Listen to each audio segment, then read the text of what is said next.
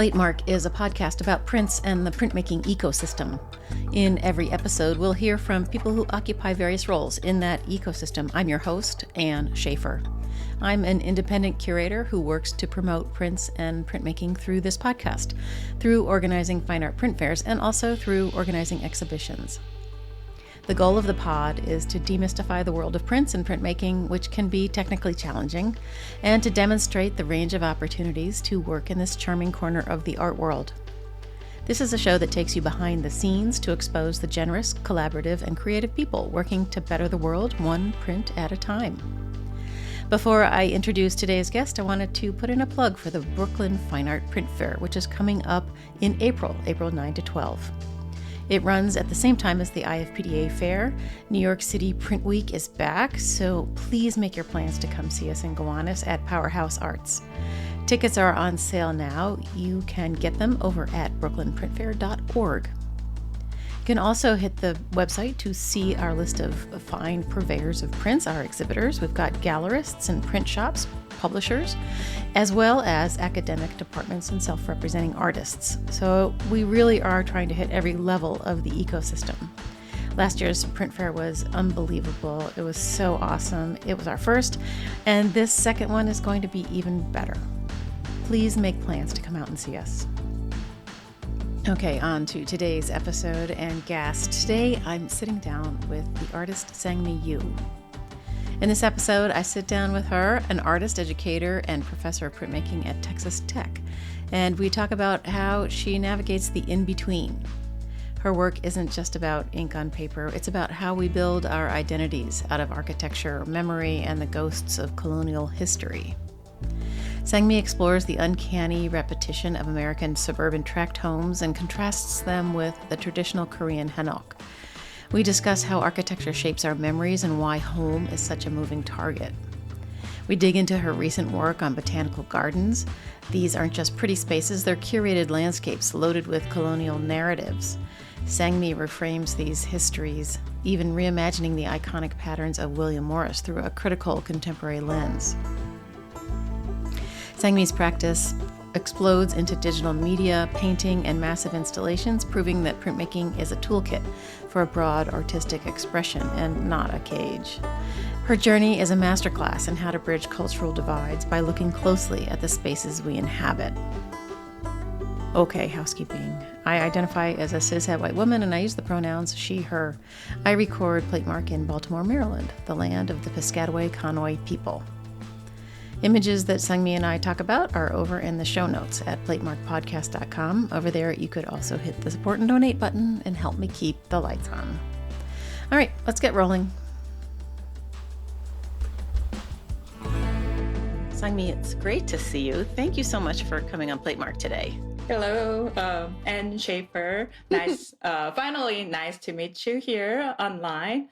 Yeah, we've been watching each other online for a while, and we have never met in person. I'm delighted you're here. Can you introduce yourself for everybody? Hello, my name is Sangmi Yoo. I'm an artist residing in West Texas now. It's been over 20 years since I got here. I'm a professor of printmaking at Texas Tech University in Lubbock, Texas. But originally, I'm from South Korea, Seoul, South Korea, born and grew up there. And you came to the States for your master's, right? Yes, I came to the States in 1996 to live with my husband, actually. He started studying for his doctoral degree at University of Illinois, Champaign, Illinois. And I lived there for several years until I applied to a graduate school, MFA degree. So I went to the Ohio State University in Columbus, Ohio, and studied printmaking there. You knew you wanted to do printmaking. Not really, not originally. My bachelor's degree was in painting back in Seoul National University in Seoul, Korea. And I took a lot of printmaking courses as a requirement, but I never thought I was going to major in printmaking later. So that came in until I hit the ground rolling at University of Illinois. It was very different culturally, I guess. When I studied in South Korea, it was more like a Zen kind of learning. So faculty have very minimum amount of contact hours with students. So they come in and tell us what to do, then they leave for the rest of the class time. What? So we were free roaming in the studio, working above each other, learning things on our own. Then when I took those courses, well, those were undergraduate courses, so they were very instructive, and I learned a great deal, and I fell in love with the medium and decided to apply for graduate school with that medium. So that's what made my decision. Who were the people at Ohio State when you were there? Okay, Charles Macy Jr., he's deceased and very renowned lithographer. And Philip von Rave, he taught etching and intaglio methods. He basically covered screen printing and intaglio, while Charles taught lithography and relief for their undergraduate curriculum, while he pretty much taught everything for grads. And you felt like the program was a good place for you and everything went well? It kind It's sort of a loaded question. Sorry. It has shaped where I am now. Yeah. It was very kind of, it was a large program. So you have a big painters program, and printmaking was a sort of little smallish. We had sculpture, art and technology, all different mediums. We had about 6 different disciplines. We got to hang out a lot through some various departmental professional development programs. And I visited each other's studios and took some seminar courses offered by different disciplines, such as painters seminar, where they invite a lot of visiting artists, and art and technology, the same thing. So while doing it, I kind of developed a palette that I liked expanding what I do beyond the paper-based medium. And I always felt when somebody asked me, you're a printmaker, I was a little bit puzzled by saying yes. And other artists kind of redefine the term as a hybrid artist.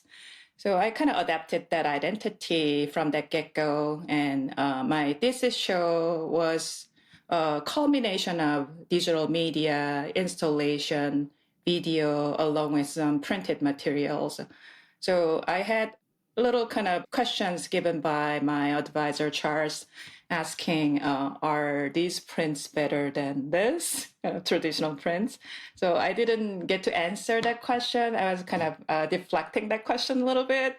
But that's where shaped my identity, and that really continued to influence me as I moved on in my career. So I never declared myself as a pure printmaker, purely paper-based, print-based printmaker, and I explore different mediums through the space of the gallery. Before we started rolling, I was commenting that you work outside of the Platemark for sure, because it is all installation based, but it's even more like there's, light shining through and shadows being cast and things are hanging off the wall so that there's depth, and it's way beyond a intaglio etching in a frame. I'm glad you mentioned intaglio, actually, because intaglio is where I really struggle the most in terms of creating the consistency in the body of work. Because my work was very kind of graphic and flat and concept driven and photography driven. Then when it comes with intaglio, the medium really inquires me to adapt the narrative quality. So storytelling and descriptive imagery. So my work, when I was using intaglio etching, it just looked like a total different person's work. So it does. During my graduate study, I felt I'm a two different personality. Oh, interesting. Right. Yeah, the early intaglios, I have them up on your website as we speak, and I'm looking at Equilibrium, which there's a clock face and things are happening. And it reminds me of Paula Rigo's work, and very narrative and very sort of something is happening, but you're not quite sure what, and it's surreal. But when you come forward in time with your work, it just becomes something completely different. And it's wonderful to see because, everybody starts somewhere, right? But the narrative, there is narrative in the work now, but it's hiding in these conceptual layers of form. And, It's fascinating to look at the things now compared to those. They're really cool. I love them. Thank you. Thank you. You're I welcome. felt schizophrenic Did you? at the time. Oh, Yeah. But I kind of recovered. I think I see more consistency nowadays. That was just a moment at the graduate school. well, but that's what school's for, right? Figuring out who you are. Yeah. Yeah. I mean, you must tell your students that all the time. Yeah. I think I kind of came from that sense of insecurity in a way. Well, I felt adequate about dealing with mediums, but I always thought to become a kind of successful artist, you have to produce a body of work that is consistent. While I was studying, I was all over the places. So I tried intaglio from the narrative content and lithography, almost like a super graphic Japanese artist work, flat, and then photographic mediums encompassing digital printing and hybrid practices within it. So they were kind of entailing very different body of work. So I was kind of straddling between 3 or 4 different platforms all along, and it continued for some time even after graduation. It feels like things are conceptually reduced. It's like when you reduce a sauce on a stove, like your things burn off and kind of go off into the vapor, and finally you have something that's more concentrated. You know, do you know what I mean? And and it feels like over time that you know which elements are saying what you want to say, and things come. They're reducing down, not in size in any way, but in this is something that I've always had on my list of things to ask artists when students or studio visits or whatever, is how few things can you use to say something big? Like how much, if you have extra stuff, edit, take it off, right? Like take off that last bracelet before you leave the house, as Coco Chanel would say. Yeah. And so I feel like you have completely done that. Like you have, the color elements, the cut through elements, the shadow, the 3-dimensionality, and, it all focuses in and talks about, say, your ideas about the botanical garden and its colonial, meaning and start and lingering stuff, I like the kind of reduced sauce thing. Yeah. It's a good analogy. Yeah. In the way how we mature and we condense things down to say with the minimal amount of things to say the maximum amount of things. Yeah. So it circles back though. I started the botanical garden project very early in 2003. I was doing an artist residency at Anderson Ranch Art Center in winter for 3 months. And I did the kind of encounter series about things that I see that looks familiar, as if it's a deja vu, going back to my cultural tradition. So one of them was a botanical garden series coming from what I saw in Chicago's Botanic Garden. So that became a series for some time. Then whenever I have some studio crits with other visiting artists, having a floral motif is not always a cool thing. So they kind of have this presumptive conception about beautiful things when they see flowers. So I didn't really get much attention when I used floral motifs back then. So I kind of put that in the back burner for some time afterwards, then pursued tract home projects about American homes. Then it continued, and I delved into more of the built environment, the notion of built environment in my work. Then, wait a minute, botanical garden within the built environment can be an interesting connection after all. So I went back to the botanical garden a few years ago. So this is more like a recent reiteration. So it's always kind of fascinating how something you kind of folded it up can return, but it's in a kind of different position than what was then. Okay. Well, I'm fascinated by this topic because, as I said to you before we started, like there is evidence of colonialism everywhere, and you can't get away from it really. But I had never considered it in terms of botanical gardens. So tell me what you figured out and discovered and want to say. The first encounter with Chicago's Botanic Garden, It's a massive scale, and I was amazed by the devotions and endeavors put into such a scale and the detail. So at first I appreciated that. Then the audience for such gardens are designed for Western audience. And I'm pretty sure they consulted Japanese gardens, expertise, gardeners, and scholars before coming up with that idea. But whenever I go to different cities, towns, I get to visit botanical gardens because I became really curious about what their renderings are in regards to others' gardens. They are very kind of stereotypical, quintessential depictions of what the Asian garden should look like. Oh, okay. The most popular ones are Japanese and then Chinese and really Korean gardens here and there. And I came from appreciating palace gardens in Seoul and other cities in South Korea. And they kind of try to they preserve the originality, but they evolve from one to another. And the cityscapes continue to change and the palace go through renovations. So it feels a little bit different because there are more authentic gardens that are based in their own native country, while these replanted gardens, they are samplings of their original gardens, and that doesn't exist.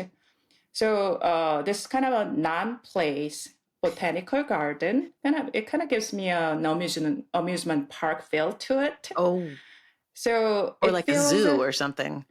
It feels not so genuine to the person who came from the original culture.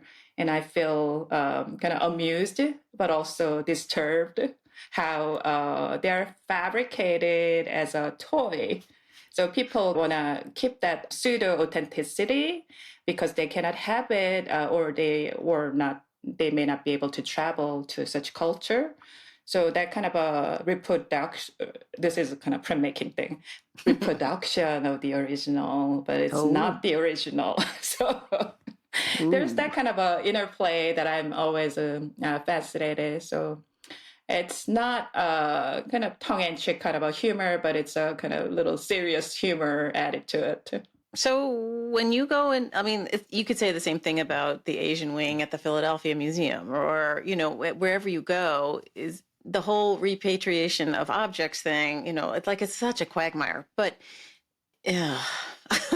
I mean, how, learning about other cultures is going to save us all if we all cooperate as people who come from different traditions, right? So understanding the differences and seeing the similarities, I would say, is probably pretty important, right?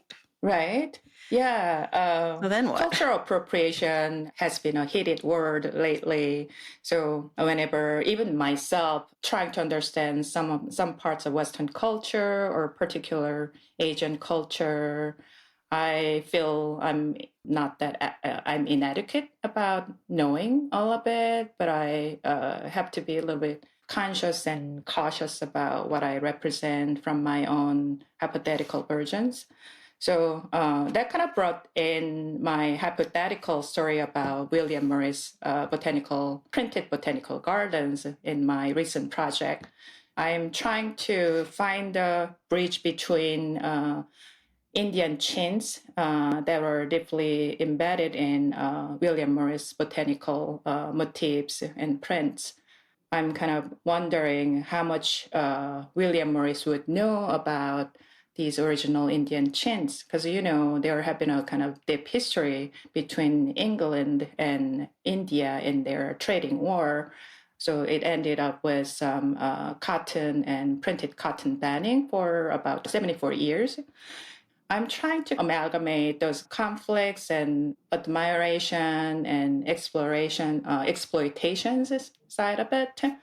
So I create my own fictional story about what if William Morris traveled all the way to India to explore their cultural authenticity and learn from it and adapt into its design. So this is just a kind of a hypothetical kind of a fiction, but I'm wondering about that side of it as if I'm rewriting the history of it. So that's where I'm exploring right now, but I myself don't know anything about Indian culture that well. So I have my own baggage about what to deal with. What do I know? Why do I want to represent the Indian side, right?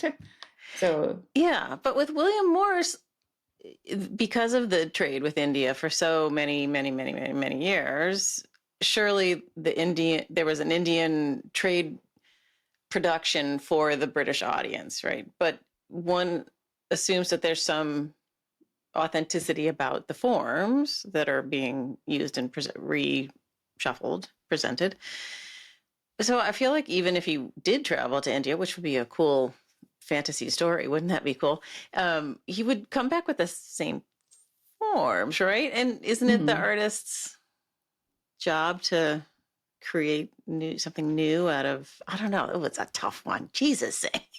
yeah, this is very loaded conversation in general.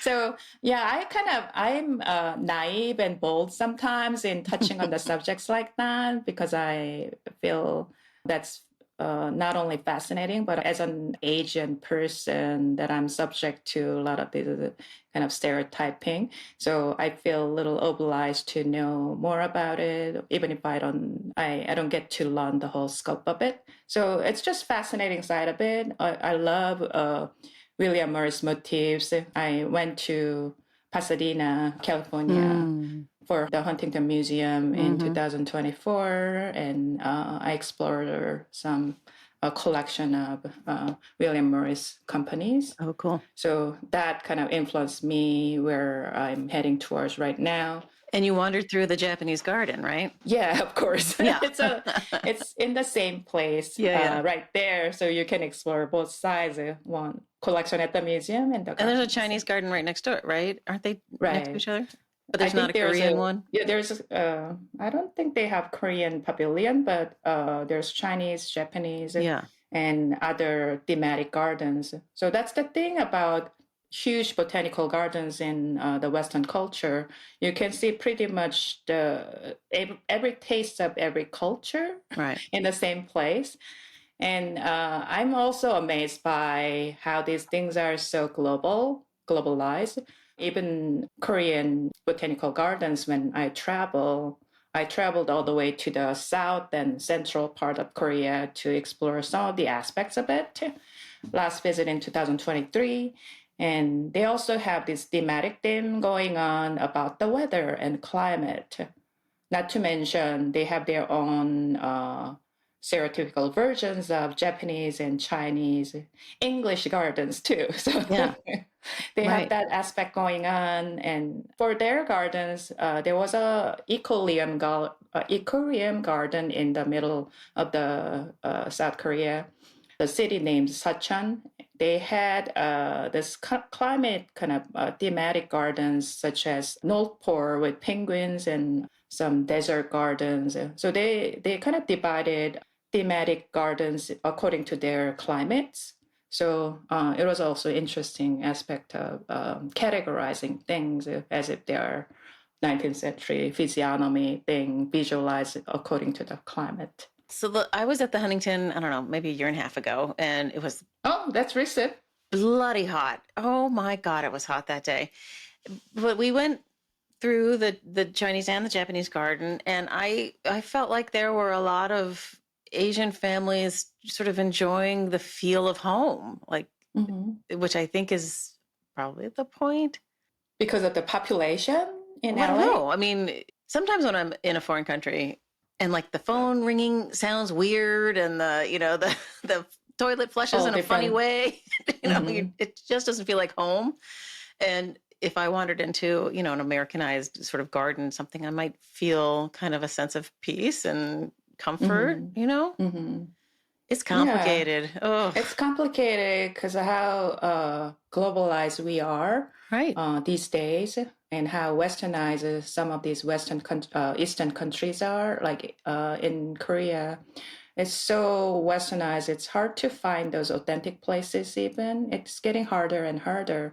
So I don't even know how I feel comfortable in very kind of authentic Asian culture within itself.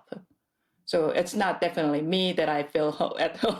So if you want to know about my personal feeling about it. Oh. But yeah, I mean, you've been in the States for a long time, and so you've got a push, pull, right? Yes. Yeah.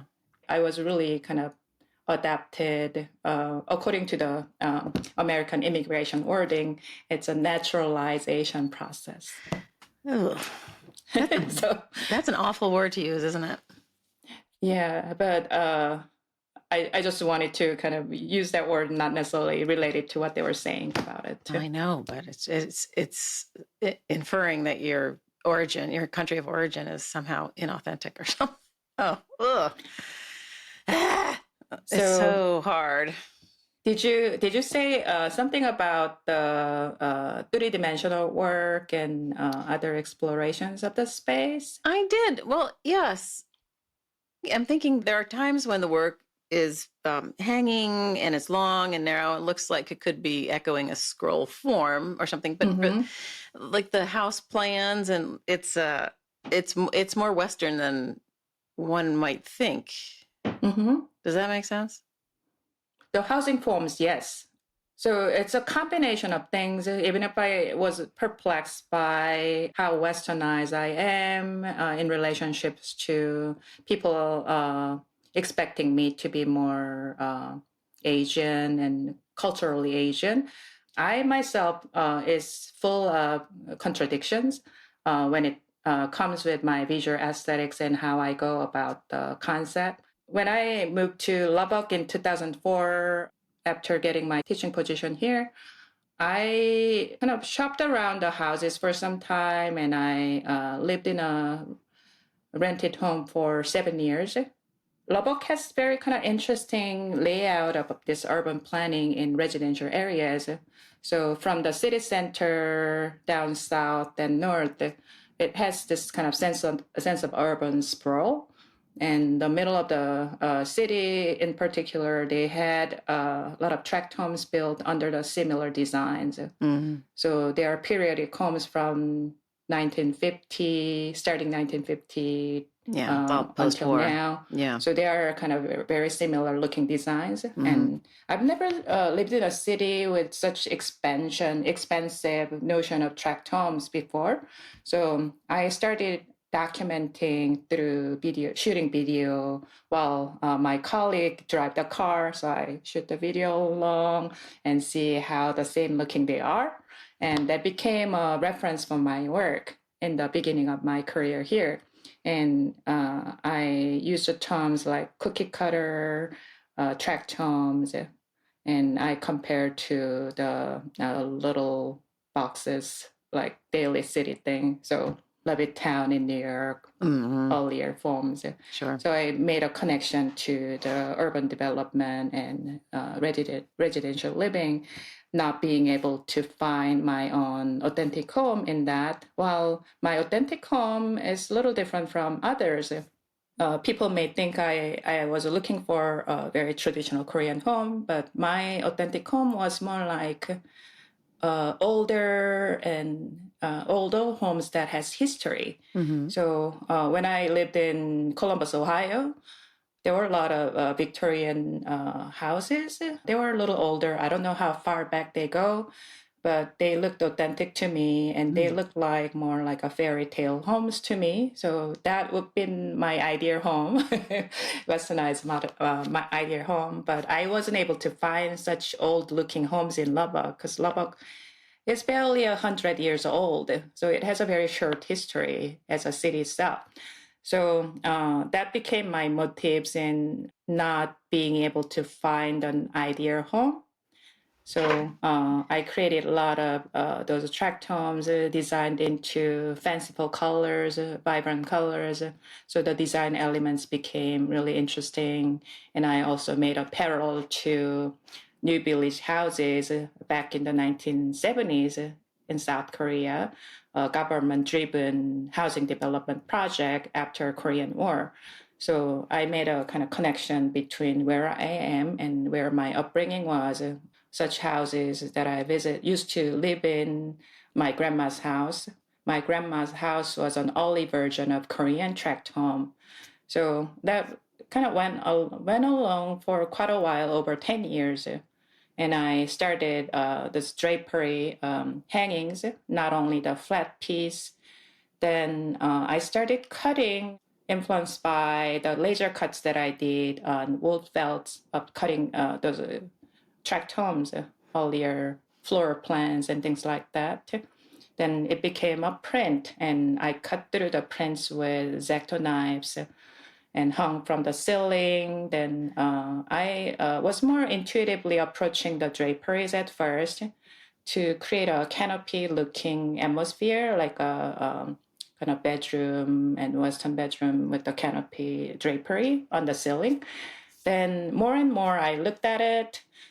They kind of resonate the rooftop design of traditional palace buildings. So there was some kind of weird connections that I didn't intend, but it becomes resonant of something from my tradition.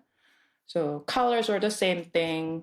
The choice of colors were more reductive because I was looking for more reductive visual vocabulary at the time. Minimal amount of color choices and minimal amount of design choices coming from that minimal design choices. And then those colors are condensed down, boiled down into 5-6 different colors that are resonant of 5 basic primary colors coming from Korean tradition called the Sekdong garments. So in Sekdong clothes, you use 5 different elements, and they are designed for helping with children to defy their kind of illness so they can survive longer. So there was some superstitions and combined with the color choices in the early kind of tradition. Is that right? Yeah. Oh. So by wearing these colorful sleeves, and it's usually given to children and brides, so they can defy the evil spirits. Huh. I read about you in one of the, I forget, I think it's on your website, that there's a little bit about the color palette. And I was fascinated by it because it's black, white, red, yellow, blue. I mean, it's primary, and which doesn't seem like it needs to be codified somehow as a kind of palette because it's so primary, you know. Mm-hmm, but then there was this, it was the way that I'm interested in how it comes into your work is that it comes in stripes and in grids and the subject, the form is usually either cut out or white, which is fascinating because you've drained all the color out of the object itself. And so I'm fascinated by the stripes. That's the back, usually the back behind whatever the object that's focus is. It feels like there's meaning behind every color, and I hope that if I saw them in person, I would be getting it. But it's a lot to take in and parse out. I have to say, it's like you gotta invest, which is great because you want people to come in and stay, right? Yeah. But the color stripes are fascinating.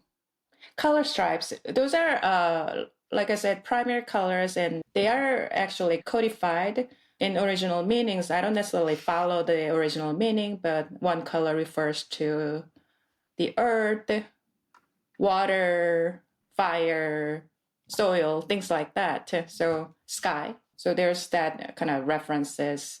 But I didn't necessarily follow the basic colors, but I was finding this juncture between my subconscious is following my upbringing, where I'm used to. Even if I say Korea is so westernized, Korean culture is, but there's a certain elements still surviving. So you can't really deny where you came from. So that's a kind of fascinating part of how that's influencing the way how I'm choosing colors. Not to mention those colors' meanings, not necessarily individual meanings, but they're derived from architecture. So I take photographs of those tract homes or some urban homes when I visit different cities. I kind of collect different houses that are same looking, like go to Houston, I go to Houston Heights and they're fabricating some Victorian homes. Then I take photos. Depending on the days and weather, the color changes in the photographs, not to mention the shadows and things. But I was able to sample those chosen colors from the architecture, like rooftop color, the sides, and the other elements of the building. Then I save those colors in the palette and apply to the color stripes that I use. So those are architecture elements. Okay. And when I made a piece from Puerto Rico, I went to the downtown houses. They're colorful homes. So usually when I trace the architecture elements, there are silhouettes and there's no color, but I try to inject the colors from where they are. So that provides a certain identity of the time. I'm still thinking back. Sorry, I'm going to back us up a little bit. I'm still thinking about this authenticity idea of houses and how anything built after 1950 feels inauthentic when a house is a house is a house, and there might be design details that are, reminiscent of whatever, but in the end, it's somebody's home and their identity is wrapped up in the physical, envelope that they live in, no matter what it looks like. I mean, tract houses kind of make me chuckle also. I have to say, we've got them in Baltimore. I mean, the post-war building boom was nutso. And there's just these little brick ranchers everywhere. And you always know, like this whole street, post-war, the whole neighborhood, whatever. Anyway, but they're still authentic homes for people. Mm-hmm. Right? Yeah, for them who's living, and there's this kind of a economy and the needs. And I'm not saying my grandma's home is it doesn't have any core value. The reason I remember why I feel familiar to these tract homes is it's my grandma's home. Okay. She was widowed at the age of 20, and that's the home she built on, raising her two sons, and she was a seamstress at some time, and she was raising birds. I can smell the flocks of the birds. Still, it was so awful. She was always hardworking. So that house gives me a memory that, that's an important source of where she belongs. And no matter how poor the house was designed, that's their home. So there's kind of contradictory meaning behind. That's where people belong to, and that's what they could afford, right? Yeah, so sure. Under limited design choices. Yeah, for sure. It's interesting when I think about the art. This is what happens to me when I talk to an artist about their work. I have a little slideshow of other artists that also work in floor plans, for instance, like Zarina, or, this idea of driving down the street and taking video of the tract houses made me think of Ed Ruscha's books about, every gas station on the strip or whatever. Yeah. Yeah. Yeah. It's so. I was thinking exactly the same. I'm a huge fan of Ed Ruscha's work. Yeah. All the way around. Yeah. Not to mention the gas station prints. Yeah. I mean, talk about reducing down to essence of the modern building that has zero personality. That suddenly has personality because Ed Ruscha has touched it. It's fascinating. So that's the identity of the time too. Yeah. Right? Yeah, for sure. So it took like 7 years until I decided to buy a home, and I ended up buying a tract home of the 1990s design. Then I live in a custom built home, but it is still this kind of a modern farm, quintessential contemporary tract home. The inventory, that's not easy to find something wonderful and old that doesn't need a whole lot of work and a lot of money. Unless you're an architect and you have resources. Right. So the notion of impossible idea home, the impossible, it's always fascinating because you are never going to get it, but you kind of pursue the dream. So this kind of a sense of belonging along with this notion of idea home. Once you depart from your native land and home, no matter how hard you try, you're never going to replace such home because it's really kind of place-based. Do you think that's a universal feeling that everybody strives for their imaginary perfect home and are always frustrated by achieving it? Because that feels very until American. My generation, we were still kind of believing in you need to have a house to be settled in to claim that as your home. So the physical location has become very important, but I don't think it is the common thing for this current millennial and Gen Z, for I think you're right. instance. I don't think they are really dwelling in that idea because they don't really believe in such a system. So they don't work as hard as us to find a mortgage and buy home and pursue that.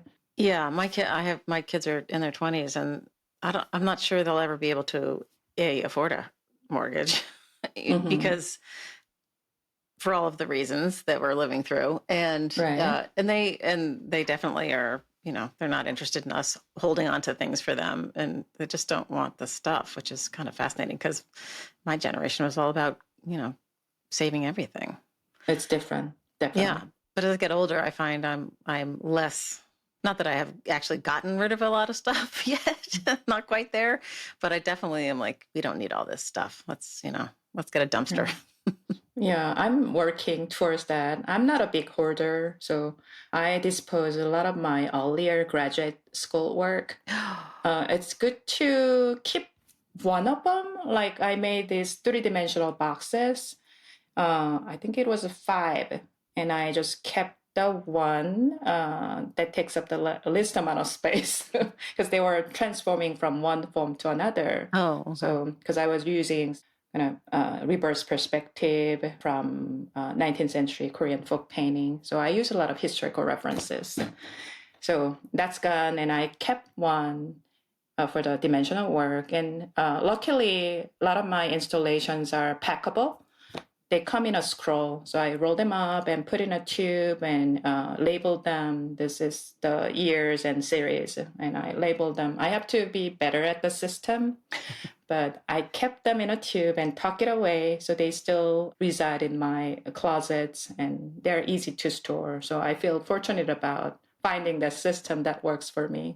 The one thing that just occurred to me that is difficult with doing sort of more elaborate than a framed thing on the wall, any installation based anything, is the collectability for people. Like it's harder to sell. It's easier to sell a single print in a frame. Right. Are you working with galleries to sell your work? I don't have a gallery representation at the moment, but I felt fortunate about having some exhibitions and selling them through the show from time to time. And people would say, you're never going to sell installation, but I was lucky enough to sell a few pieces through exhibitions. For instance, this show at Jacksonville, MoCA Jacksonville, was it 2 years ago in 2023? My piece, it was a pair. It was a colorful piece about Puerto Rico and color stripes from their residential homes. That was in the front of the gallery, and the local, I guess, art appreciator passing by, they went to the show and saw my piece, and they were actually looking for artworks that will fit in their newly renovated home. So Jacksonville has a lot of condos and their summer housing. So that couple came by and they inquired about my installation, and they ended up collecting both pieces. Wow. So they're hung in their house. So that's one. I think I did another piece. I forgot where it was, but I sold a few installations, then prints through exhibitions. So yeah, I know. I was kind of getting tired of doing this monkey bar thing about installation. My body was aging. I felt really tiring, exhausting, having to go to the exhibitions a few days before the exhibition opening to install the work, because it takes certain directions. Even if I give instructions, certain pieces I prefer me going there if possible. So going up and down on the leathers is a kind of tedious work, and it takes some tolls. I was thinking, let's move to the frame pieces, flat work. Sometimes I feel insecure about not having enough print-based work to be framed. So I don't have a huge inventory. So I feel like I have to build that inventory first in order to claim that space. Okay. But whenever galleries or artists, curators are asking me to show in their space, they're asking my installations. Well, So I feel like it's gonna take some time to reestablish that way, but I kind of enjoy they still remember my installation-based work. So sure. in general, I'm still very glad to be partaking their exhibition requests. And currently, I have a little less labor-intensive installation type thing going on with the wallpaper, with framed pieces, with etching in the front. So I do. Oh, right. Yeah, Yes, I do that hybrid work. Yeah. Let's talk about those. I forgot about those. Jeez. So this goes back to William Morris' project. So I combine Indian chintz and William Morris motifs in the wallpaper. So I make wallpapers. Currently, it's digitally produced. So I would paste them on the wall and then create some another, it's not wallpaper, but motifs are combined, more heavily dominant on Indian chintz tradition motifs. They're earlier versions, not the designs suitable for the English palette. So they're more kind of traditional narratives. And I told you etching works for narratives. So Yeah. I'm using aluminum instead of copper. Okay. Because aluminum etching produce crystalline texture without applying aquatine. Oh. So it also wears and tears really easily because the copper sulfate that I use, it's really kind of violent in etching. So it makes a lot of foul bites. So it makes it into more aged look. Okay. So I use that and I frame them in a traditional Victorian style oval frame and hang them in front of the wallpaper. So that's what I've been doing. And I have this solo exhibition coming up in Kentucky, Berea College Gallery. I'm still asked for this drapery hanging thing. So I'm going to combine the wallpaper, framed work, but I'm going to combine the stripes along the ceiling because stripes are very interesting motifs for me. Not only it has the traditional Victorian design motif side, but also a lot of meanings in terms of adapting into such dazzle camouflage that I applied earlier. But I took the vertical stripe side instead of using all the diagonals as a strong kind of a formation for those structure. Not to mention, as much as I say I'm an Westernized Asian artist, there's this influences of Western art history all the way through my high school and college years in Seoul, Korea. There was a French artist named Daniel Bureng who used awnings and stripe patterns in architectural space, both exterior and interior. And I'm kind of planning to rethink about the awning and drapery from the stripes, very minimalistic color stripes, not the decorative patterns behind. So I'm considering that to be part of this pattern to really talk about my artistic educational upbringings. There was not enough emphasis given to learning Korean traditional paintings. And the major that I chose earlier in my undergrad was called Western Painting Department. Wow. So they divided between Korean painting department and Western painting department. Oh. So Korean department, it was all medium specific, but Western meaning you're gonna emulate and produce work that are mainstream in the Western art market, art world. Wow. So that is a very kind of loaded upbringing from the get-go. And I think it's interesting they still keep such divisions. Because I would say painting is just painting. Why do you have to divide between Western and Korean. I don't want to use any words, Eastern or whatsoever, because there's a lot of other things related to that. Sure. So the curriculum back then was colonial from the get-go. Wow. Because a lot of our professors studied in Europe and the United States. And a bunch of my professors, painting professors, went to Tyler School of Art. No. So they brought in their own education to Korea, and it really helped me to understand the Western printmaking earlier on. So that's why I got into printmaking easier, because I took all these required courses even in my undergrad years. And the curriculum was never revisited. They're using more kind of interdisciplinary words, not divisive as this. But I always asked that question, but never brought that up to professors. I'm fascinated by this. Is there not really a printmaking tradition in Korea in the same manner as the States and Europe? It's a very text-oriented tradition. Oh. Because it came from Buddhist sutra. So there was 80,000 blocks of Buddhist sutra. They are not movable words, movable characters. So they were, each block was the entire page. And that was kind of an earlier version. And they invented the movable types. So a lot of people claim that that is earlier than Gutenberg Bible. And there's that text-based Buddhist sutra-based tradition. Unlike painting that adapted a lot of visual imagery, print culture itself, unlike Japan and Western culture, Western history, they were not really generous to imagery in print. So it is purely text-based as far as I understand. Interesting. So it is pretty much stuck in the kind of functional side. Huh.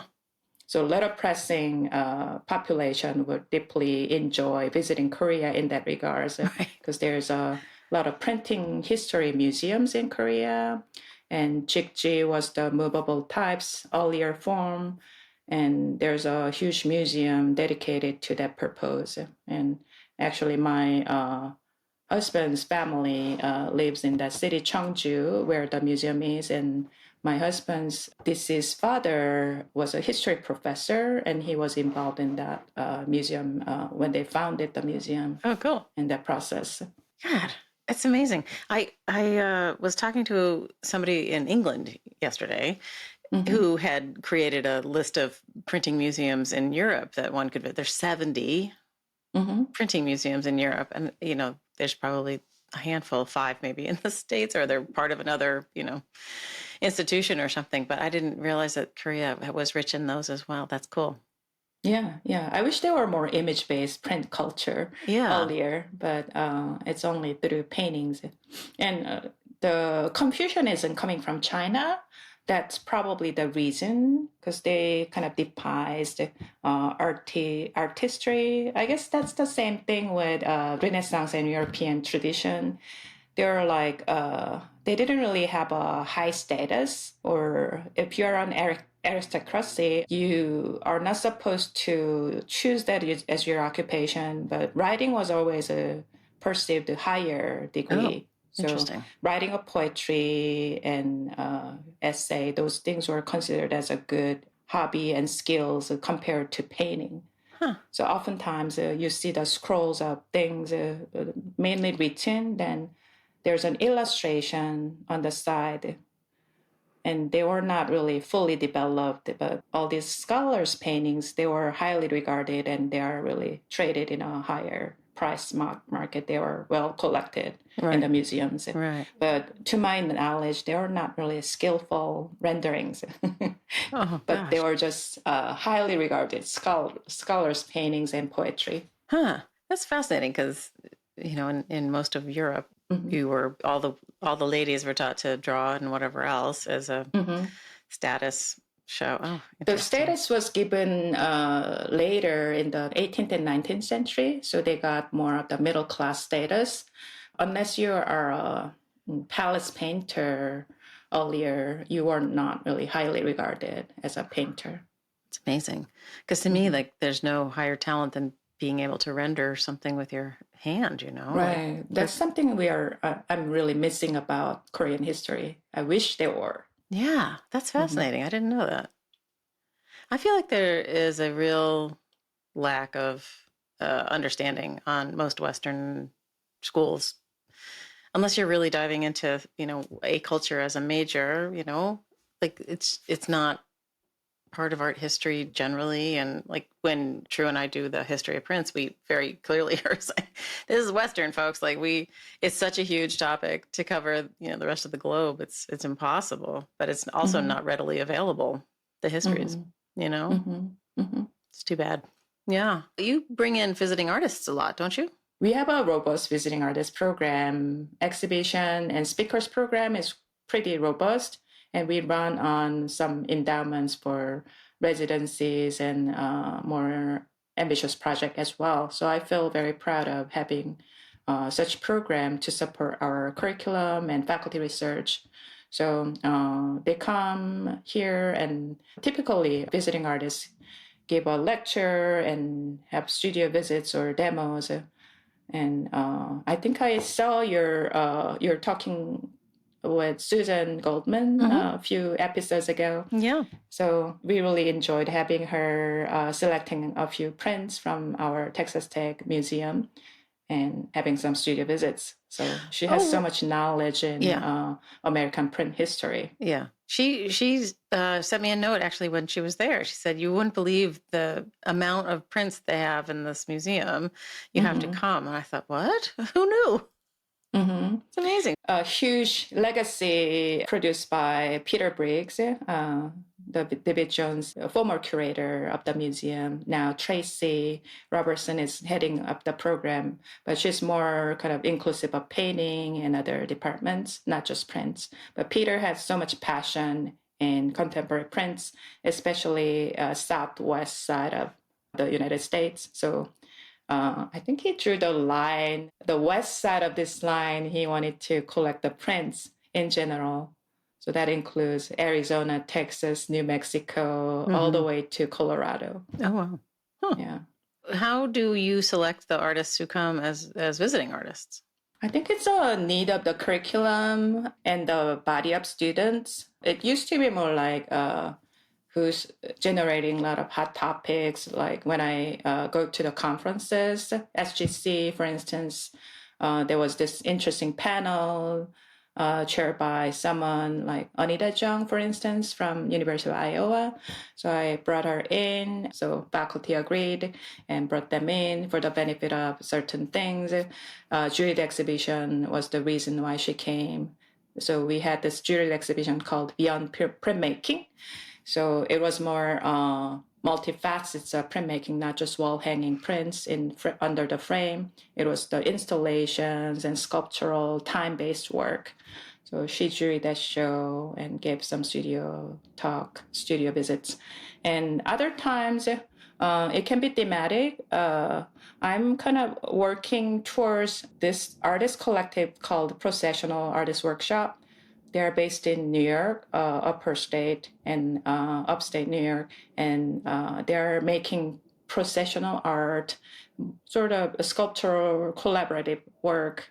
After giving the workshop, students wear them or lift them up and march around the kind of congregation side, and kind of ritualistic. It can be Day of the Dead, or we were thinking of Rite of the Spring next time. Yeah. So something like that.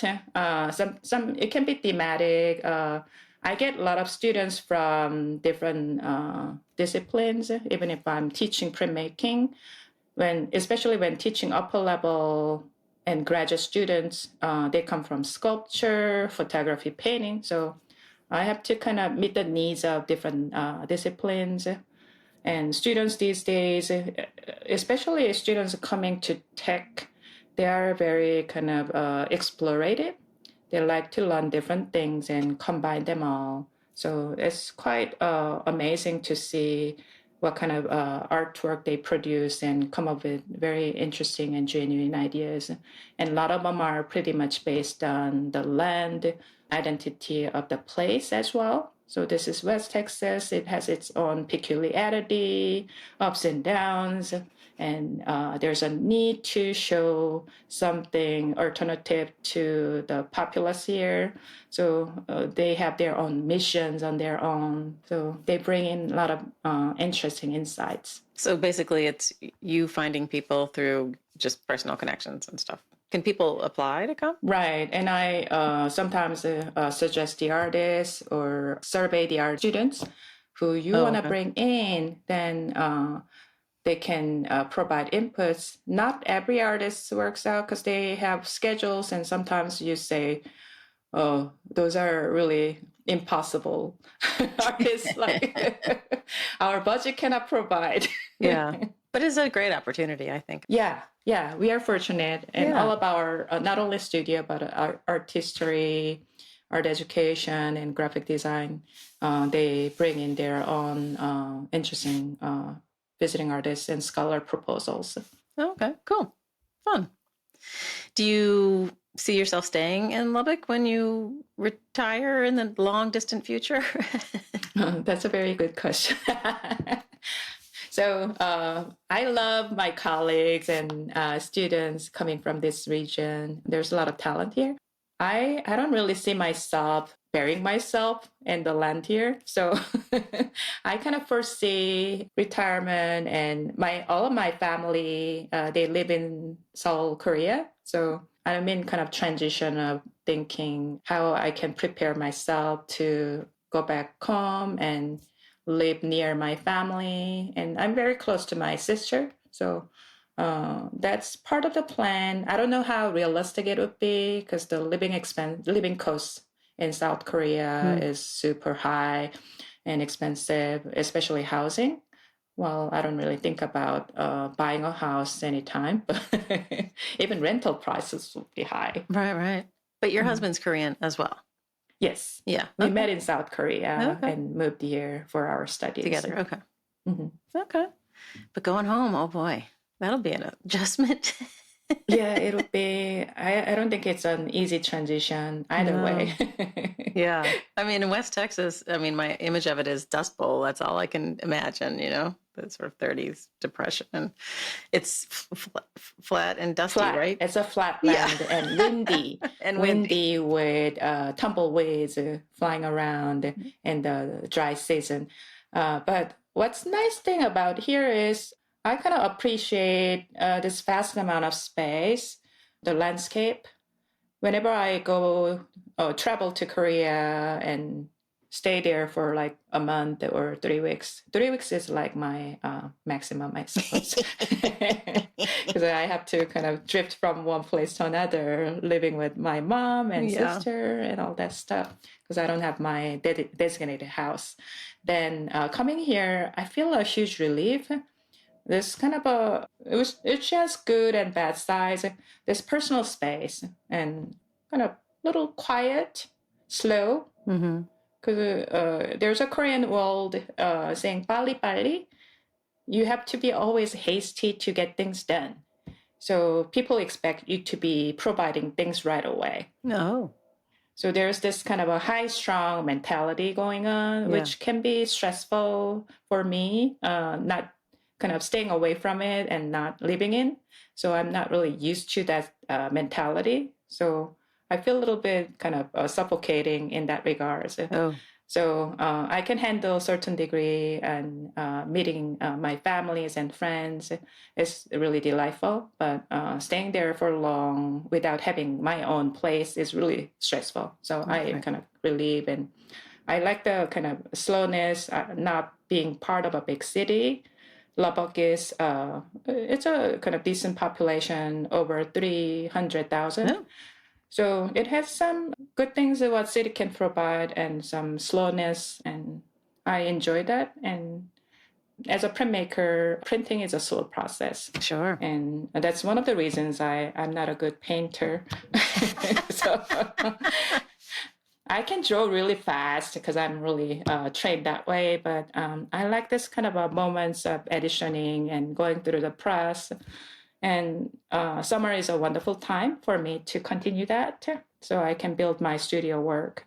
So I actually anticipated this summer so much so I can produce some decent body of work for my upcoming solo show. Right. So it's a good place to focus on what you do, research, studio work, and people are pretty laid back.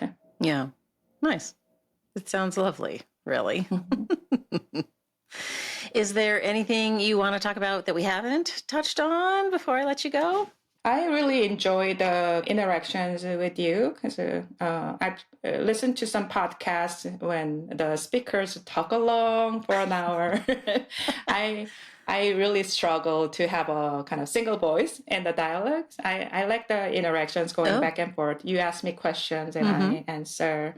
So I think my journey being an artist, I started from earlier time than my high school teacher, Uni Kwan. She really pulled me out from my class to be part of an art club. So it really triggered me to pursue my art as a career.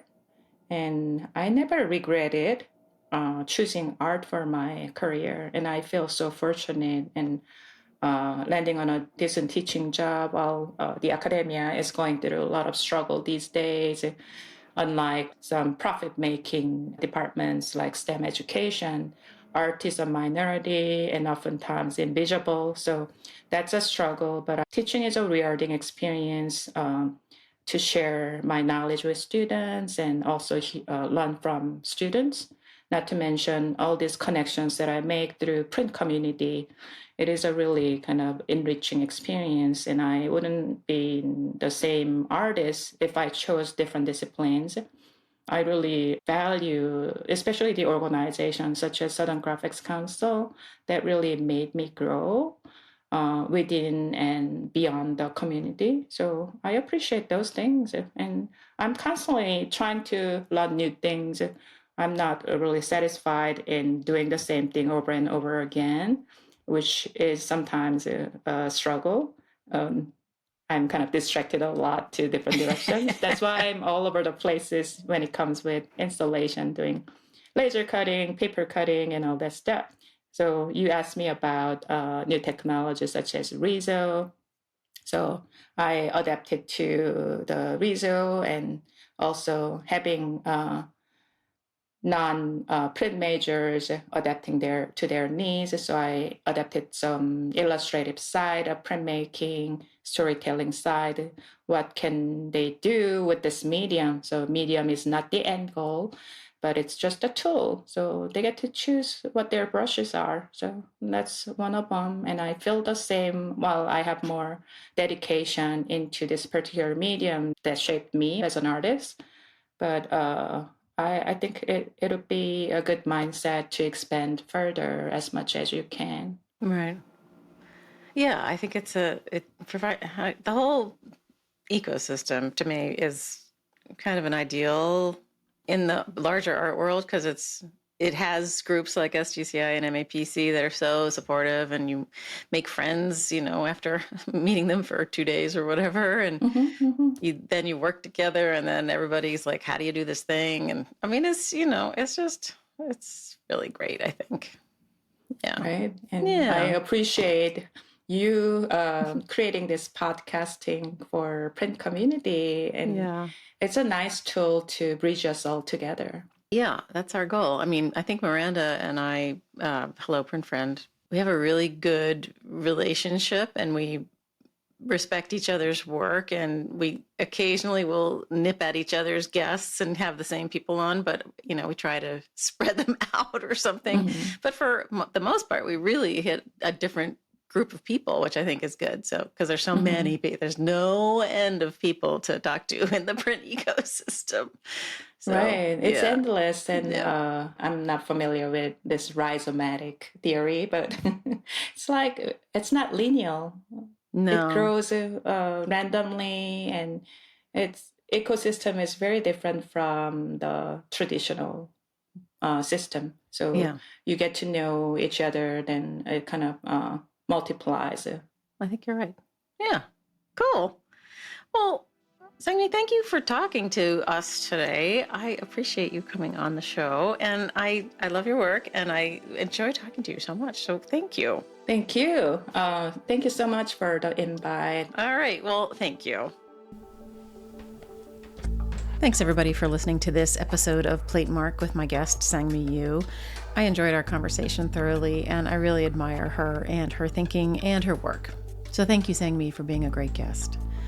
Thank you also to Dan Fury, my sound guy. You are a lifesaver. I could not do this without you, so thank you so much. And also thank you, of course, to Uncle Michael Diamond for the use of his original music. And one to Lee Turner and Skip Barnhart for sending me sounds from their studios that make up the intro and outro of each episode. Images, as you know, are over in the show notes at platemarkpodcast.com. Also, a reminder to hit the support and donate button and help me keep the lights on. And also, one last plug to come see the Brooklyn Fine Art Print Fair in Gowanus at Powerhouse Arts, April 9 to 12. Get your tickets now over at brooklynprintfair.org. All right, we will see you next time.